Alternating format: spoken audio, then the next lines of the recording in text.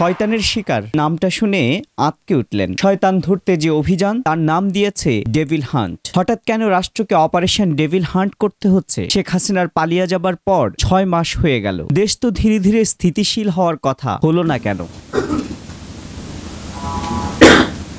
শুরুতেই ধরা যাক রাজনৈতিক দলগুলোর চিরাচরিত অভ্যাসের দিকে। গত 15 বছর আওয়ামী লীগকে কোনো সাধু বুদ্ধিজীবী অথবা কোনো সাধু রাজনীতিবিদ বোঝাতে পারেননি যে তারা ভুল রাজনীতি করছেন। এমনকি সাংবাদিকরাও যদি কোনো সময় সঠিক প্রশ্ন করেছেন, খুবই চটেছেন আওয়ামী লীগের শীর্ষ পর্যায়ের নেতারা। আজকে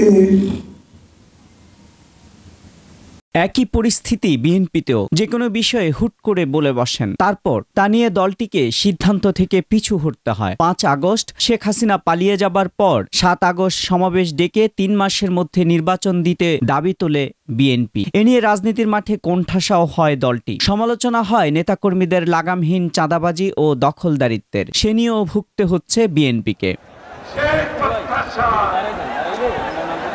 এবার আসি ছাত্রদের রাজনীতি নিয়ে। নিষ্পাপ চেহারার ছাত্র নেতৃত্বের বিরুদ্ধেও নানা প্রশ্ন। হঠাৎ আঙ্গুল ফুলে কলাগাছ হয়ে উঠেছেন অনেক ছাত্র, এমন অভিযোগ রাজনীতির মাঠে যেন নতুন আলোচনার জন্ম দিয়েছে। নেতৃত্বে দায়বদ্ধতাহীন দলটিতে সবাই নেতা, সবাই রাজা, গাড়ি বাড়ি আর টাকার পিছনে হন্যে হয়ে ঘুরছেন, এমন অভিযোগ সব রাজনৈতিক দলের মুখে মুখে। এবং যে প্রস্তাবনাগুলো দিচ্ছে এটা হচ্ছে পিপলস উইলকে রিপ্রেজেন্ট। এরই মধ্যে যুক্ত হয়েছে পালিয়ে যাওয়া সরকারের পতিত জঞ্জাল। নানাভাবে উঁকি দিতে চায় জাহাঙ্গীর হয়ে অথবা আপার কোনো ছোট ভাই হয়ে। শুধু তাই নয়, রাষ্ট্রের কর্মচারীরা ফ্যাসিস্টের প্রতি পুরনো ভালোবাসা ভুলতে পারছেন না। তাদের মধ্যেও কেউ তাপসী তাবস্সুম হতে চান, আবার কেউ বিপ্লব কুমার হয়ে নতুন ষড়যন্ত্রে মাততে চান।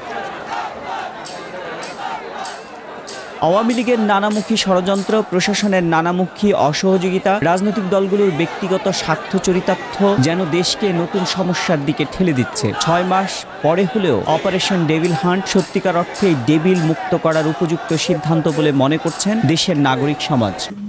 ডেভিল যারা অন্যায় করেছে, যারা গণহত্যা চালিয়েছে, যারা অবৈধ ইলেকশন করেছে, যারা জনগণের মতামতকে উপেক্ষা করে এদেশের জনগণকে ভোট দেওয়া থেকে দূরে রেখেছিল, তারাই তো ডেভিল। বাইরেও যারা বিভিন্ন রাজনৈতিক দলের সাদাবাজি টেন্ডারবাজি করছে, এরাও ডেভিল। হ্যাঁ ভাই বলেন। আমরা ইতিমধ্যে দেখতে পাচ্ছি যে 2-1টি রাজনৈতিক দলের নেতারা tempo stand, bus stand, truck স্ট্যান্ডে গিয়ে ব্যাপক চাঁদাবাজিতে লিপ্ত। এরা পরিষ্কারভাবে আওয়ামী সন্ত্রাসীদের মতোই ডেভিল। এদেরকেও গ্রেপ্তারের আওতায় নিয়ে আসতে হবে। যারা বাংলাদেশের সরকারের এবং দেশের জনগণকে একটি বিপর্যয়ের দিকে ঠেলে দিচ্ছে এবং দেশটিকে অস্থিতিশীল করার চেষ্টা করছে, ওদেরকে ওনারা ডেভিল বলার চেষ্টা করেছেন। তবে এখানে একটু আমাদের খেয়াল রাখতে হবে, ডেভিল সবাইকে বলা যাবে না। ডেভিল বলতে হলে কিন্তু আমাদেরকে কিছু আগের থেকে প্রস্তুতির প্রয়োজন আছে। যেইভাবে তড়িঘড়ি করে এই অভিযানটা শুরু করা হলো, বেসিক্যালি প্রথমে আমাদের কাছে মনে হচ্ছে যে এটা শুধু গাজীপুর কেন্দ্রিক একটা চিন্তাভাবনা।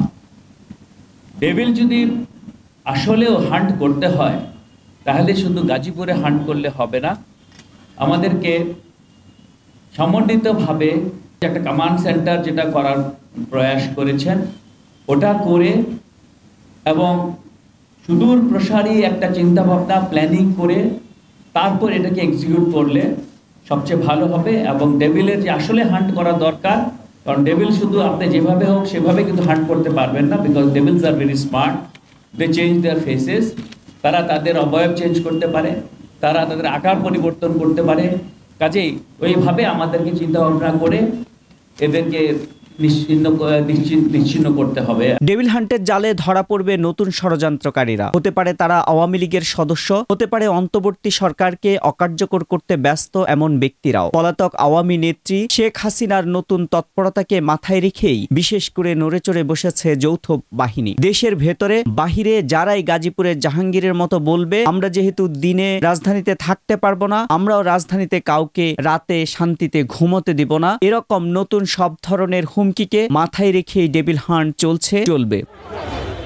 রাজনীতির মাঠেও মিশ্র প্রতিক্রিয়া রয়েছে অপারেশন ডেভিল হান্ট নিয়ে। রাজনৈতিক দল ও ছাত্রদের মধ্যে মিশ্র প্রতিক্রিয়া দেখা গেছে। বিএনপির পক্ষ থেকে বলা হয়েছে কোনো নির্দোষ ব্যক্তি যাতে ডেভিল হান্টের শিকার না হয়। অন্যদিকে বৈষম্য বিরোধী ছাত্রনেতারা বলছেন যে কোনো রাজনৈতিক দলের বা সমন্বয়ক পরিচয়ে যেই কেউ ডেভিল হলে কাউকে ছাড় নয়। সাধুবাদ জানাই, ভালো কাজ করেছেন। শয়তান স্বীকার করতে গিয়ে যেন আবার ভালো লোক স্বীকার না হয়ে যায়, এটা কিন্তু আগে খেয়াল রাখবেন। শয়তান স্বীকার করার জন্য বনে জঙ্গলে ঘোরার দরকার কি ভাই? শয়তান তো আপনার আশেপাশেই আছে, এই সরকারের সঙ্গে আছে, সামনে আছে, পিছনে আছে, সচিবালয়ে আছে। ওদের আগে ধরেন, ওগুলোকে আগে ধরেন। আমি 5 জন লোকের নাম বলতে পারি, কিন্তু আমি আমার অবস্থান থেকে আমি নামটা বলছি না। একটা পোশাকি প্রতিষ্ঠান কয়েকটি আছে, আর্মি আছে, পুলিশ আছে, আছে, র্যাব আছে, এদের মধ্যে আছে ওই ধরনের শয়তান। এখন পর্যন্ত আওয়ামী লীগের 5-8টা গোলাম তাদের পারপাস সাফ করে যাচ্ছে এবং এই সরকারকে ভিন্ন পথে পরিচালিত করার চেষ্টা করছে।